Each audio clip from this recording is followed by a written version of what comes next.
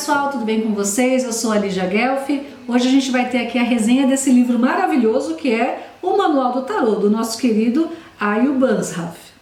Bom, esse livro aqui eu já falei dele 1000 vezes aqui no canal. O primeiro vídeo de tarô do canal foi sobre ele, né? Que era aquele três livros para estudar tarô. Vou deixar linkado aí embaixo para quem não viu ainda. Que eu falava dele na edição antiga, né? Editora Pensamento também, na década de 90, publicou esse aqui. Eu tenho ele, eu comprei quando eu tinha 17 anos, 1995, tá? Esse autor aqui eu acho que é o meu preferido de tarô, tá? Bem sinceramente falando, eu acho que até hoje ele é meu preferido. E a Editora Pensamento agora relançou o Manual do Tarô, maior, né? Ó, do que o original. Ainda bem que relançou, porque esse livro aqui, muita gente me perguntou onde é que achava, o pessoal colocou caro, ele virou uma raridade aqui no Brasil. E agora, quem não tem, vai ter a oportunidade de ter ele por um preço razoável aí e desfrutar desse conteúdo maravilhoso, porque o conteúdo é maravilhoso, gente. Muitos anos se passaram, eu li muitos outros autores, né? Mas ainda é o meu autor favorito. Então, esse livro aqui eu super recomendo, seja você iniciante, seja você tarólogo experiente já, eu acho que todo tarólogo deveria ler o Manual do Tarô. Bom, para essa resenha ficar mais interessante, eu vou agora virar a câmera e mostrar para vocês o livro por dentro, comentando algumas coisas, tá bom? Vamos lá. Muito bem, vamos ver então agora o Manual do Tarô por dentro, tá? Eu trouxe aqui a versão antiga dele, para a gente fazer um comparativo rápido, né? Ó, essa daqui é a versão antiga, entre aspas, original dele, né, de 1900, eu comprei em 95, Editora Pensamento, tá vendo? Eu tinha 17 anos. Esse livro aqui, ó, é de 86, tá? Pelo que parece aqui, ó. Que esse Ayo Banzhaf é alemão, né? E a editora aqui, ó, a edição 93, 94, 95. Eu comprei em 95, que eu me lembro que eu tinha 17 anos, tá? Então vai ter aqui, eu não vou ficar lendo tudo, que é chato, né, gente? Eu vou só mostrando aqui e explicando pra vocês. Se eu for parar pra ler tudo, fica muito chato o vídeo. Ó, então, só pra vocês verem mais ou menos como que é a diagramação dele, tá? Ó, é um livro, assim, menor, com letras pequenas, aquela fonte antiga da década de 80 e 90. Aqui vai ter explicações gerais a respeito do tarô, e aqui, por exemplo, os arcanos maiores, né, vem lá muitas explicações, e é legal, gente, porque assim, muitos dos meus alunos vêm com a história de, e qual que é a diferença do tarô de Marsella para o tarô Rider-Waite-Smith, para o tarô de Thoth, né? Tem diferença? Claro que tem, né? E aqui é legal que ele meio que explica as diferenças. Claro que assim, não vai explicar com muita profundidade, precisa de um curso inteiro para explicar isso daí, né? Porque são muitas coisas. E a pessoa precisa conhecer os dois sistemas, assim, até que bem para conseguir entender as diferenças, né? Tipo assim, um iniciante, se você for mostrar a diferença entre os sistemas, a pessoa vai ficar embananada, né? É confuso. Então, é legal saber um pouquinho, tá? Aqui eu tô olhando a interpretação tradicional, tem lá positivo e negativo, luz e sombra. Esse autor, ele gosta muito de trabalhar com luz e sombra, né? Síntese, experiência cotidiana, história, sempre tem uma história, né? E tal. Daí aqui, olha que bonito que eu achei aqui no meio. Vocês sabem que eu amo Harry Potter, né?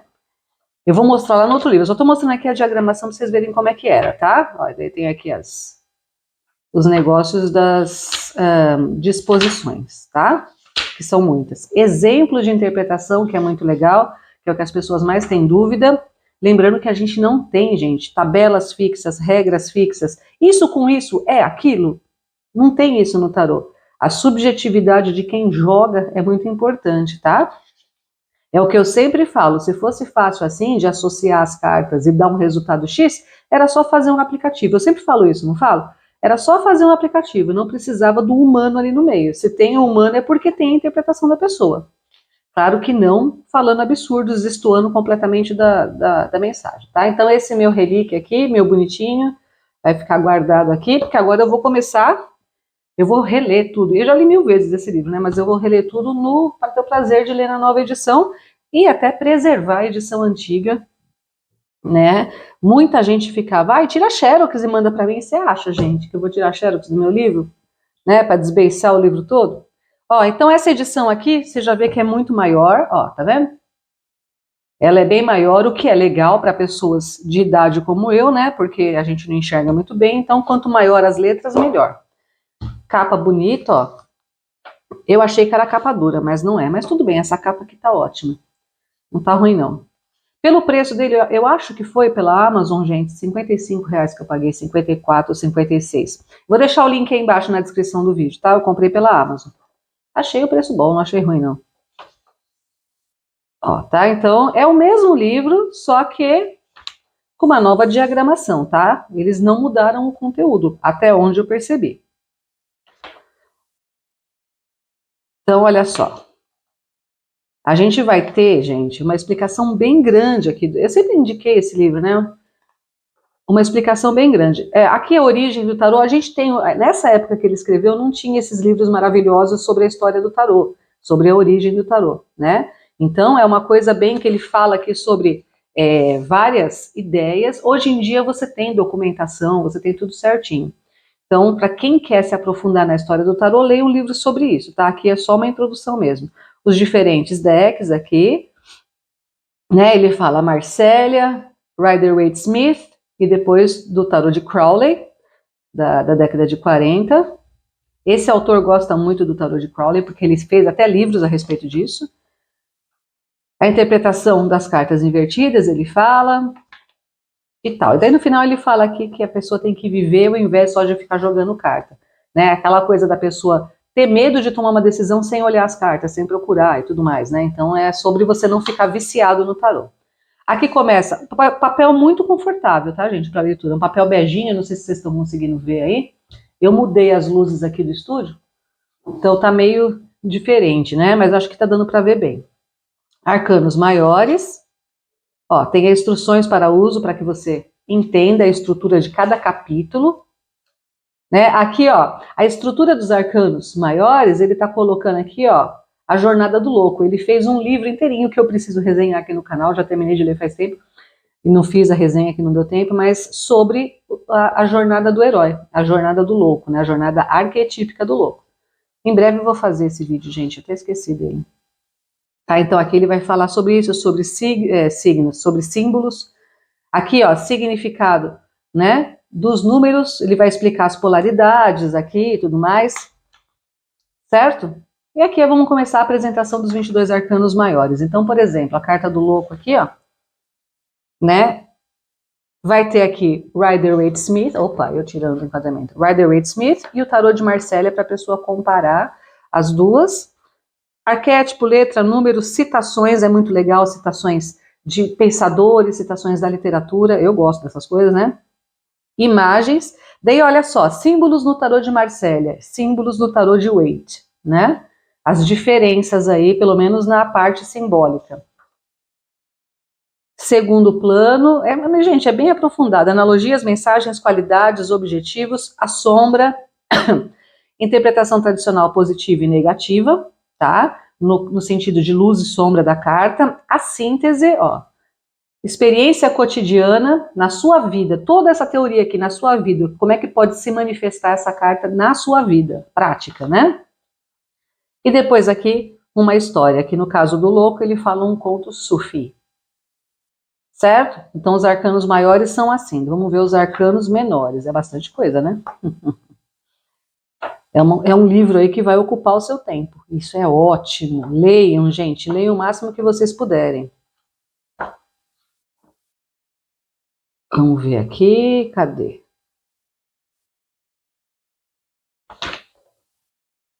Vamos lá. O alfabeto hebraico e o resultado do valor numérico. Ele vai dar explicações sobre o alfabeto hebraico para questões de numerologia. Por exemplo, o tarô de Oswald Wirth vem a letra hebraica lá, então ele dá uma explicação sobre isso. Olha que legal. O método Crowley para ter o resultado de cartas pessoais. Né? E agora os arcanos menores. É baseado em numerologia aqui, tá, gente? Arcanos menores. Ele vai falar sobre explicações, cartas da corte, as cartas numeradas, como usar as cartas da corte. Os 4 elementos, tem uma tabelinha aqui falando sobre elementos, bastante coisa, né? e traços de personalidade. Aqui é muito legal, gente. Ó, para quem gosta de psicologia junguiana, vocês vão ver aquele negócio das tipologias, tá? Se você se interessa por tipologias da personalidade do Jung, tem aqui, lógico, você vai ler outras coisas também, porque a obra do Jung é vastíssima, né? Então, para entender de tipologia, você tem que ler Jung. Mas aqui ele dá uma pincelada para você saber do que se trata, pelo menos. Olha só, aspectos essenciais da psique masculina e feminina com os seus lados luminosos e sombrios, tá? Então aqui dentro de cada elemento e dentro das figuras da corte ele vai falar sobre isso. É muito legal isso aqui, gente. Certo? De acordo com a psicologia junguiana, né, que é o que eu falei para vocês, então vai ter aqui, ó, os 4 humores, né? Que também vem da astrologia, tudo é interligado, né, pessoal? A interpretação das cartas por números, então vai ter aqui a numerologia, as sequências de cada elemento, que vai do As até o 10, né? Tem um motivo para ser isso aí. Ó. Aqui a gente vai ter as fotinhos dos arcanos menores, das sequências do zero não, né? Do As ao 10. E a apresentação de cada um dos arcanos menores, tá? Vai falar aqui, ó, por exemplo, naipe de paus, elemento fogo. Daí começa lá, rei de paus, ó, vai ter tudo isso daqui. Se você gosta de cartas da corte, ó, esse livro vai ser bem útil para você. Então, o rei de paus, outros nomes e imagens, né? Por exemplo, o rei de paus muito ligado aqui que eu sempre falo, né? Ao rei Arthur, ao Salomão. Eu estava essa semana assistindo os negócios sobre o Salomão, né? E a Goécia. Não mexam com Goécia, pessoal. É um conselho que eu dou. Qualidades, sombra, profissões típicas do rei de paus, por exemplo. Tem aqui, ó, empresário, organizador, político, interpretação tradicional. Isso vai fazer aqui com todas as cartas da corte, tá? Então, para você que tem dificuldade nesse assunto, é bem legal. Esse livro é bem legal para tudo, tá, gente? Eu sou a maior... O primeiro vídeo desse canal de tarô, né, que eu fiz, lá em 2016, eu acho, foi 2016. Eu falei desse livro também. Então, ou seja, como é que eu não vou elogiar? E aqui vai ter as figuras, ó, 8 de paus, 7 de paus, só que ele faz em ordem decrescente, tá? E assim ele vai fazer com os outros elementos também, ó, copas. Agora aqui, métodos de tiragem das cartas. Como vocês viram em uma resenha anterior aí, eu vou deixar até linkado aqui na descrição, do livro As Chaves do Tarô, tem acho que 21 métodos de disposição de cartas, né, de tiragens. Aqui vai ter mais alguns, tá? Indicações para o usuário, como embaralhar, como tirar cartas para si mesmo, né? A quintessência, esse daqui é muito legal, o caminho da influência e da força, o caminho do amor, tem a ver com numerologia também. Os 3 caminhos, caminho da força, do amor e do conhecimento, né? Tem a ver com quem? Com o nosso amigo Aleister Crowley. Eu estou estudando bem profundamente o tarô de Crowley, gente, é muito legal, tá?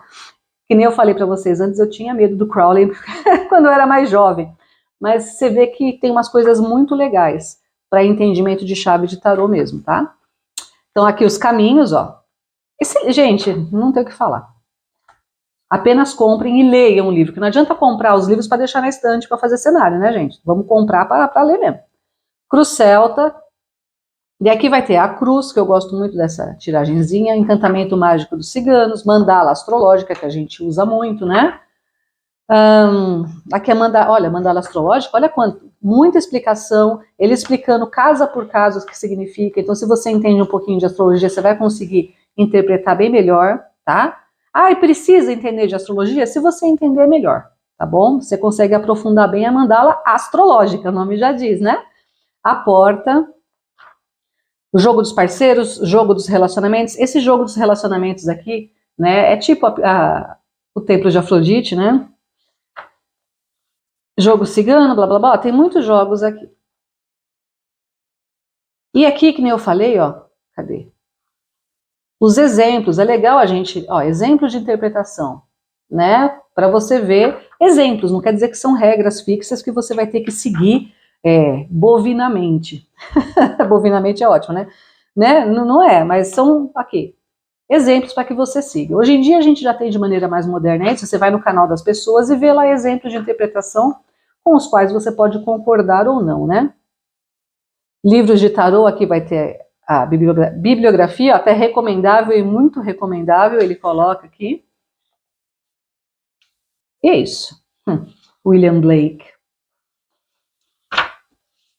Agradecimentos. Então, esse livro foi concluído em maio de 85. Eu tinha, sei lá, quantos anos em 85?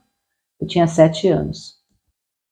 Certo? Então, super indico esse livro, sem sombra de dúvida. O link da Amazon está aí embaixo.